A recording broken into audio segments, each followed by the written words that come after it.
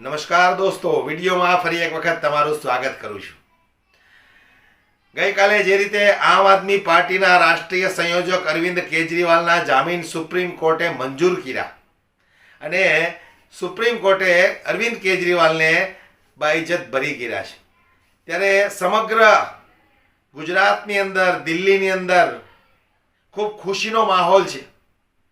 ત્યારે ગુજરાતની આપણે વાત કરીએ તો આમ આદમી પાર્ટીના નેતાઓ ઈશુદાન ગઢવી, ગોપાલ ઇટાલિયા, મનોજ સોરઠિયા તેમજ આમ આદમી પાર્ટીના દરેક કાર્યકર્તાઓની અંદર એક ખુશીનો માહોલ છે. ત્યારે ઈશુદાન ગઢવીએ સોશિયલ મીડિયાની અંદર લાઈવ આવ્યા પછી ભારતીય જનતા પાર્ટીને શું કહ્યું છે અને સાથે ગોપાલ ઇટાલિયા પણ અને મનોજ સોરઠિયા, આ ત્રણેય વ્યક્તિ કારની અંદર એક મુસાફરી કરી રહ્યા છે અને એ દરમિયાન લાઈવ સોશિયલ મીડિયામાં આવી અને જે રીતે ભારતીય જનતા પાર્ટીના નેતાઓને ખખડાવ્યા છે, આપણે દોસ્તો એ ભાષણ સાંભળવું છે. વધારે સમય હું નહીં લઉં કારણ કે એ ભાષણ થોડું લાંબુ છે, પણ સમય કાઢીને તમે સાંભળશો ને તો ખૂબ મજા આવશે. પણ આજે આ ત્રણેય વ્યક્તિઓ એકદમ ખુશખુશાલ નજર આવે છે. આવો આપણે સાંભળીએ જે રીતે ઈશુદાન ગઢવીએ ભારતીય જનતા પાર્ટીના નેતાઓને ખખડાવ્યા છે. આભાર ઈશુભાઈ.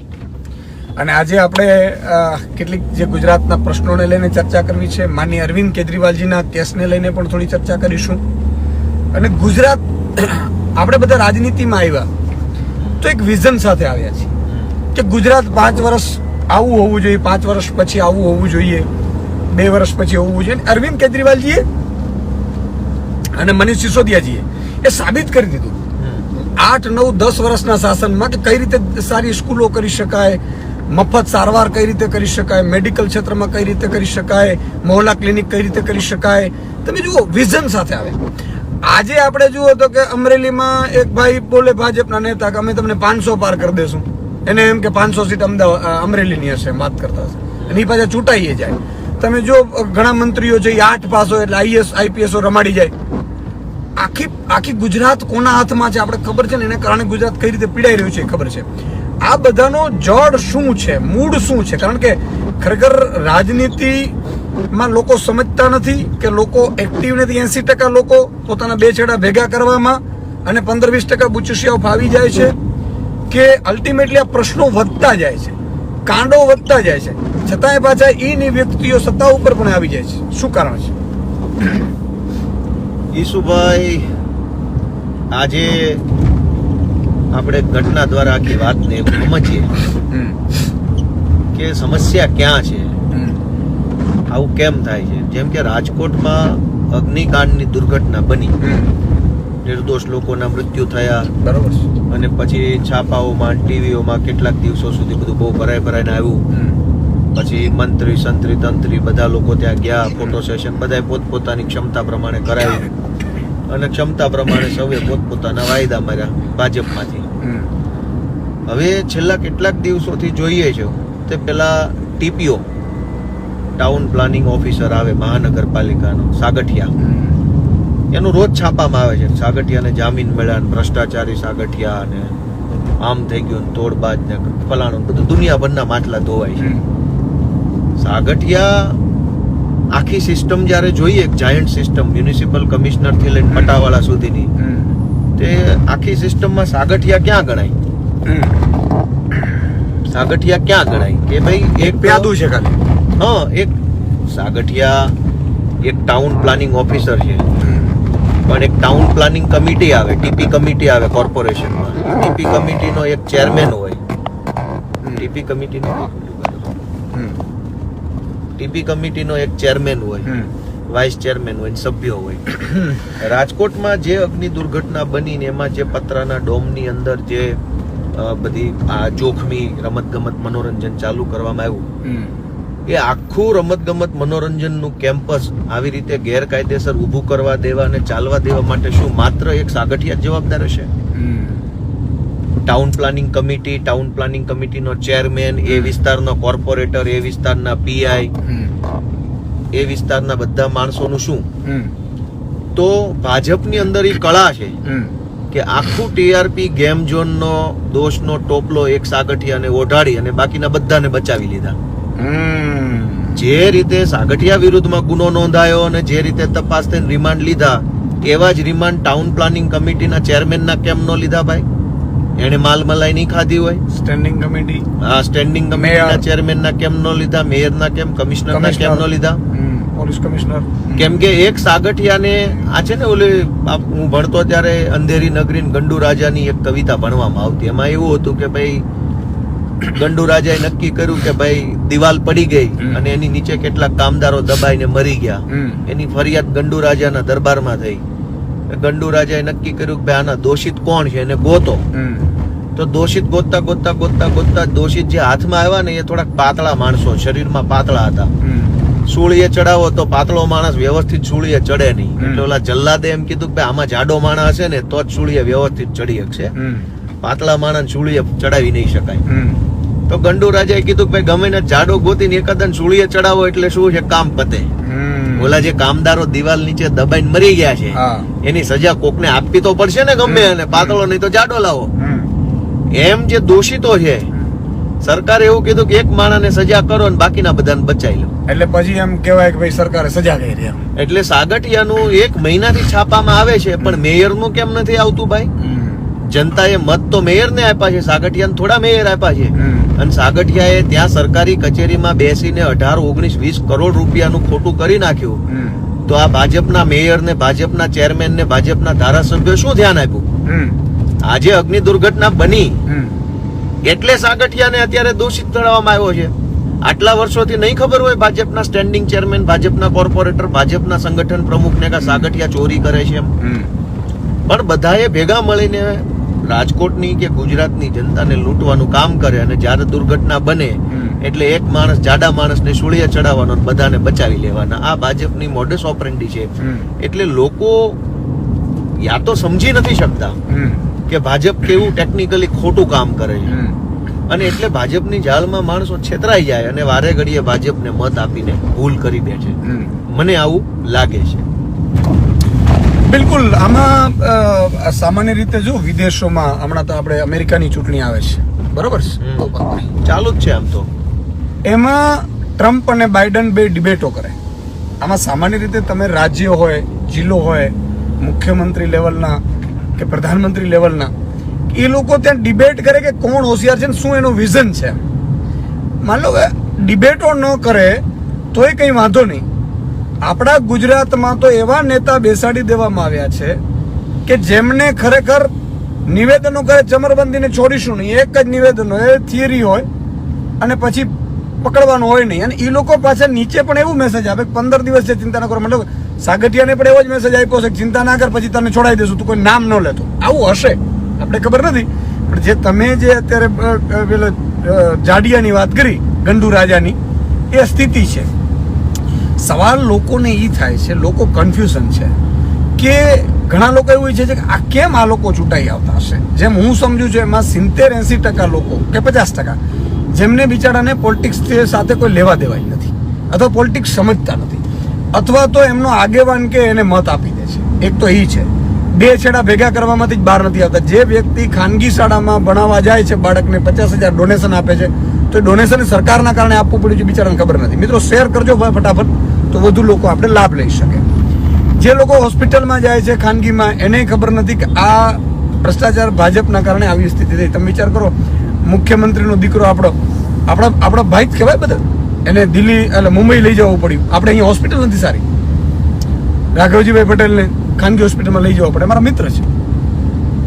આ વ્યવસ્થા ન હોવા છતાંય લોકો એકને એક પાર્ટીને મત કેમ આપતા હશે? અને બીજું કે એમને નેતાઓમાં પાછા કોઈ દમ જ નથી, અથવા તો એવાને આપણે કેમ આખું ગુજરાત આપી દઈએ છીએ કે જેમને ઘર ચલાવતા પણ બરોબર ન આવડતું. ગોપાલભાઈ, આજે ઈશુભાઈ એક વસ્તુ એ સમજીએ કે સમાજમાં નેતા કેવી રીતે કોઈ બને છે. આપણે ત્યાં સમાજમાં ડોક્ટર બનાવવાની વ્યવસ્થા છે, એન્જિનિયર, વકીલ, પીએસઆઈ, મામલતદાર, કલેક્ટર, એ બધું જ બનાવવા માટેની સમાજની અંદર એક વ્યવસ્થા છે. વ્યવસ્થા બે પ્લેટફોર્મ ઉપર છે, સરકારના પ્લેટફોર્મ ઉપર પણ છે અને જ્ઞાતિના પ્લેટફોર્મ એટલે કે સમાજમાં છે. સમાજ હોસ્ટેલો બનાવે, સમાજ કોચિંગ ક્લાસ બનાવે, સમાજ હોસ્ટેલો બનાવે, સમાજ પછી એની બધા સેમિનાર રાખે, અને સમાજ પોતે સામૂહિક રીતે એક માણસને ડોક્ટર બનાવવાનો, પીએસઆઈ બનાવવાનો, કલેક્ટર બનાવવાનો પ્રયત્ન કરે. બરાબર છે? એટલે સમાજનો જે પ્રયત્ન છે એ સામૂહિક પ્રયત્ન છે, સમૂહનો પ્રયત્ન છે. એટલે સમૂહ જ્યારે પ્રયત્ન કરતો હોય ત્યારે સમૂહ એ પણ જોવે છે કે યોગ્ય વ્યક્તિ પાછળ સમૂહની ઉર્જા લગાડવામાં આવે. કોઈ 30-35% લાવેલા છોકરાને કોઈ હોસ્ટેલમાં એડમિશન નથી આપતું, યુપીએસસી ના ક્લાસમાં ભણાવાય નથી દેતું. ત્યાં તો હારા ટકા લાવેલો ટેલેન્ટેડ ડેડિકેટેડ છોકરો હોય બરોબર તો જ સમાજ એને સપોર્ટ કરે છે. એનો મતલબ એમ કે સમાજની અંદર ડોક્ટર, એન્જિનિયર, વકીલ, પોલીસ બનાવવાની વ્યવસ્થા છે, પહેલી વાત. બીજું કે એ વ્યવસ્થાનો લાભ માત્ર લાયક વ્યક્તિને જ આપવા માંગે છે સમાજ, પણ સમાજની અંદર નેતા બનાવવાની કોઈ વ્યવસ્થા જ નથી. કેમ કે જે પણ લોકોની અંદર ક્ષમતા છે, આવડત છે, સજ્જનો છે, સારા વિચાર છે, એ લોકો રાજકારણથી દૂર છે. એટલે જે નવરા હોય, રખડતા હોય, કામ ધંધા વગરના હોય, બોગસ વિચારો વાળા હોય, માથાભારે પ્રકારના હોય, ગુંડા ટાઈપના માણસો હોય, બરાબર, એ બધા લોકો નવરા નેતા બની જાય છે. અને જેની પાસે ખરેખર વિચાર છે, સમજણ છે, કોઈ વસ્તુનું જ્ઞાન છે, એ માણસ નેતા નથી બનતો. કેમ કે સમાજમાં નેતા બનાવવાની કોઈ વ્યવસ્થા નથી.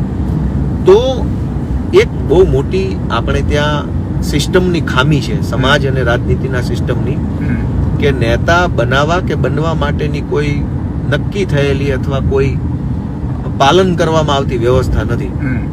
ડોક્ટર બનવા માટે એક પરીક્ષા આપવી પડે, આટલું ભણવું પડે, એન્ટ્રન્સ આપવી પડે, ડોક્ટર બની ગયા પછી તે ઘણી બધી નાની મોટી રજીસ્ટ્રેશન થી લઈને કરવું પડે છે. બરોબર છે.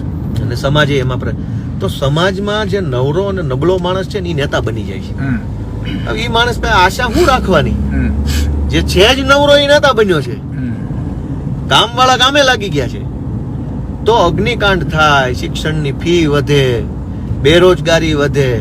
નેતાને ફરક એટલે નથી પડતો કે એને કઈ ખબર જ નથી. એને એટલી જ ખબર છે કે મને ટિકિટ ક્યાંથી મળશે અને ટિકિટ મળે એના માટે મારે શું ધ્યાન રાખવું. એની પાસે એનાથી વિશેષ આગળ કોઈ બીજી જાણકારી નથી નેતા પાસે. હવે જે નેતાને ટિકિટ થી આગળ કોઈ સમજણ નથી, પોતાની ક્ષમતા નથી, એની પાસે આપણે આશા રાખીએ કે આપણા બધા પ્રશ્નોનું સોલ્યુશન લાવશે, તો એ ખોટી વાત છે. અરવિંદ કેજરીવાલ પહેલા એવા નેતા છે કે જેની પાસે સમાજના વાસ્તવિક પ્રશ્નોની સમજણ છે. હું એક દાખલો આપું કે રાજકોટમાં અગ્નિ દુર્ઘટના બની એટલે મીડિયા વાળાએ સ્થાનિક ધારાસભ્યને આમ મોઢામાં માઇક રાખ્યું, પૂછ્યું શું કેવું છે, તો એને શું કીધું, હે મારે તો શું કેવું કે આમાં કેવા વાળા કેસે. તો ધારાસભ્ય સ્થાનિક, બરાબર, સાંસદો બાંસદો ની તો બધું ગાયબ થઈ ગયેલું, એ તો હાથમાં નહોતા આવતા. મેયર બેર બધા, અને મેયર બેને હાથમાં આવ્યા ત્યારે એને પછી સરકાર પગલા લે છે, આમ છે ને તેમ છે ને બધી કોક વાંચીને વાર્તા બોલતા હોય એવી રીતે બોલતા હતા.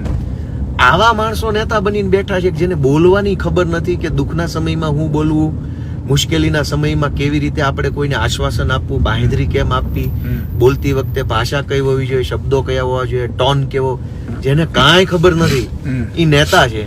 અને એ નેતા પાસે આપણે અપેક્ષા રાખીએ છીએ કે આપણા બાળકના શિક્ષણનો પ્રશ્ન સોલ્વ કરશે.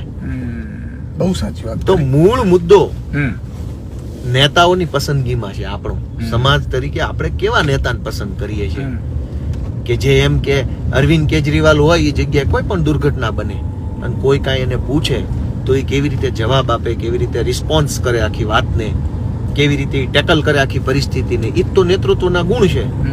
કે ગમે એ મુશ્કેલ સંજોગોની અંદર પણ માણસ સ્ટેબલ રહે, સ્થિર રહે, મગજ ઠેકાણે હોય, વ્યવસ્થિત જવાબ આપી શકે, ધીર ગંભીર થઈને કામ કરી શકે.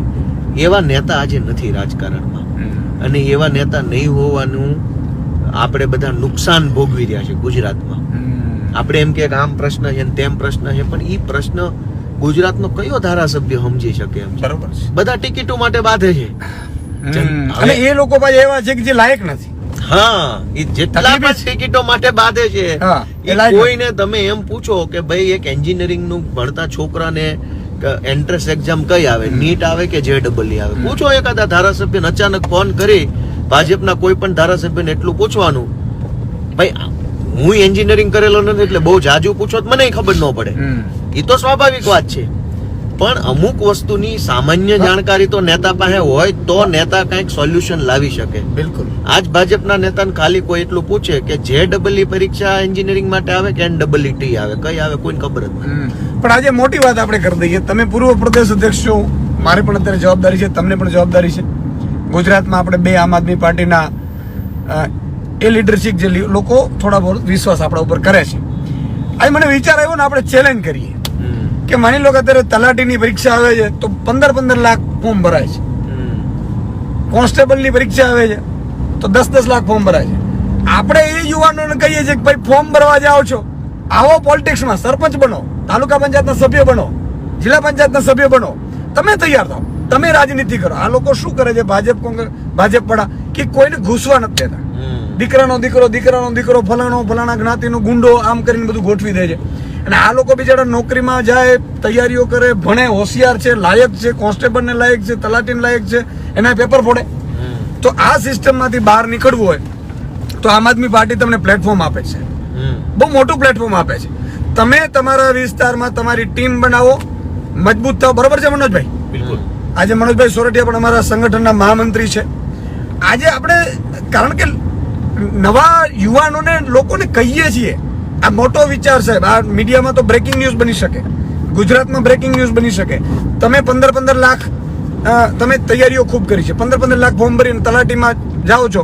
એના કરતા ગોપાલભાઈ એ માની લો તાલુકા પંચાયતનો સભ્ય બની જાય, બરોબર છે, તો બીજા 10 તલાટીઓ એને ત્યાં આવે ને, આવે. અચ્છા, એ કોન્સ્ટેબલ બને પછી હેડ કોન્સ્ટેબલ ને ASI બનવામાં તો બિચારાને ટાઈમ લાગી જાય. બરોબર છે. PSI ની ઓફિસોમાં ચક્રો જ મારે છે. તમે કાલે વાત કરી, મને બહુ ગમી.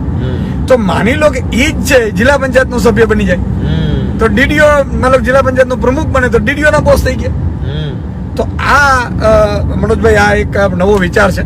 આપણે સૌએ એક વિડીયો પણ બધા અલગથી બનાવીશું કે આવો, તમે સરકારી નોકરી કરવા તૈયાર થાય એના કરતાં સિસ્ટમ બદલવા માટે આમ આદમી પાર્ટી કામની રાજનીતિ કરે છે. તમે ભણેલા ગણેલા છો, માની લો કે પોલીસમાં જાશો, તમે બિન સચિવાલયની પરીક્ષામાં જાઓ છો, તમે ગ્રાન્ટ સહાયકમાં જાઓ છો, તમે તો તમારા વિસ્તારમાં જો તમે કામ કરી શકતા હો, મજબૂત હો, લીડરો, તો આવો આજથી 5 ગામ તમે બદલો, સારી રીતે 5 ગામના કામ કરો 2 વર્ષ સુધી, તો તાલુકા પંચાયતની સીટ તમે જીતી શકો. 8-10 ગામના સારા કામ કરો, જિલ્લા પંચાયતની સીટ જીતી શકો, અને મજબૂતાઈથી કામ કરી શકાય. મનોજભાઈ, તમારી પાસે આવું છું કે સૌથી મોટો પ્રશ્ન એ છે, એવું નથી કે કામ નથી થઈ શકતા. અરવિંદ કેજરીવાલજીએ 8-9 વર્ષમાં મનીષ સિસોદિયાજીની જોડીએ શિક્ષણની વ્યવસ્થા બદલી નાખી. ક્યાં? દિલ્હીમાં. અચ્છા, દિલ્હીમાં 10 વર્ષથી ફી વધી નથી ખાનગી શાળાઓની, અને એ ખાનગી શાળાઓની તાકાત પણ નથી કે ફી વધારી શકે, કારણ કે અરવિંદ કેજરીવાલજીની સરકાર છે. ગુજરાતમાં હજારો કરોડ રૂપિયા, મેં તો અભ્યાસ કર્યો છે, ખાનગી શાળાઓ બિલાડીના ટોપની જેમ ફૂટી રહી છે, અને નેતાઓની છે ભાજપના. મને ક્યારેક પીડા થાય, લોકોને ખબર નહીં હોય કે શું એ સરકારી શાળામાં શિક્ષક મૂકવા ન દે, ભરતી કરવા ન દે, એટલે સરકારી શાળાઓ પડી ભાંગે, પેટે પાટા બાંધીને ખાનગીમાં જાય. એ પાછા ભાજપના નેતાની જ હોય સ્કૂલ, અને પાછું દર વર્ષે ફીસ વધારતા જાય. એ લોકો ડોનેશન લે, ફી વધારે, આટલું બધું પ્રજાને લૂંટે. અને હમણાં FRC તમે જુઓ, રાજસ્થાનમાં FRC બની તો વાલી મંડળ છે, પણ અહીંયા FRCમાં વાલી મંડળ પણ નથી. અને FRC આવ્યા પછી તો હમણાં 1 કરોડની લાંચ માંગતો ખબર પડી કે તમે તમારી મરજી પડે તો વધારી દો. મેં તો એવું સાંભળ્યું છે કે 5,000 ફી લેતા હતા અને 30,000 FRC વાળા જ કહી દીધા કે તમે વધારો. બિલકુલ. એટલે એક લૂંટવાનું ષડયંત્ર કરી દીધું. તો આનું શું રોકી શકાય? અને બીજું કે આ માની લો કે મનોજભાઈ, પ્રજા જ્યારે એડમિશન લેવા જતી હશે, ખાનગીમાં એના દીકરાને મૂકવા જતી હશે, દર વર્ષે ફી વધતી હોય, તોય ભાજપને કેમ છૂટે છે? ને બિલકુલ ઈશુભાઈ, અત્યારે આપણે બધા જ જાણીએ છીએ કે એક સામાન્ય માણસ માટે સૌથી મોટું સપનું એમના બાળકોને ભણાઈ ગણાઈ અને એક સારી એવી સન્માનપૂર્વક જીવન જીવી શકાય એવું જીવન આપવાનું હંમેશા દરેકનું સપનું હોય, દરેક મા બાપનું હોય. ચાહે ખેડૂત હોય, મજૂર હોય, કે પછી ધીરુભાઈ અંબાણીના છોકરાઓ મુકેશ અંબાણી પણ હોય, તો એમને પણ પોતાના છોકરાઓ માટે સારું ભવિષ્ય બને એના માટેની ચિંતા હોય છે. આ વિડીયોને ખૂબ શેર કરો, દરેક લોકો સુધી પહોંચે. પસંદ આવ્યો હોય તો લાઈક કરવાનો દોસ્તો ભૂલશો નહીં.